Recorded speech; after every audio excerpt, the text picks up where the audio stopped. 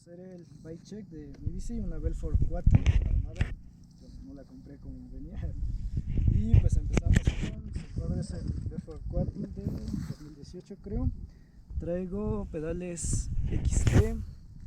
La biela es una genérica Gaten. Pues ahí jala bien, con un monoplato de 32 dientes.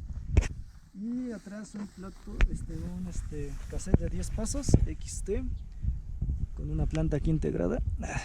Relación 1146. Para la suspensión traigo una RockShox Reva de 100 milímetros. Frenos de Ore.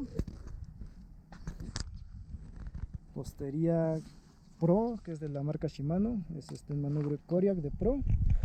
Y un poste de asiento Vibe de fibra de carbono. Igualmente el asiento es un Pro, un Turnix, ya todo madreado, pero ahí jala. Y los aros, traigo unos Stand Crest de 28 rayos con masas ESC 901. Y por último, pues de llantas traigo lo que son unas Hutchinson Kraken de XC 2.3 por cierto. Bueno, sería todo de la Belfort 4 y veamos el peso.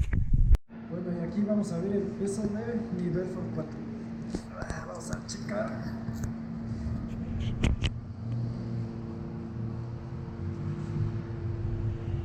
Ahí está, 11 con 110 gramos.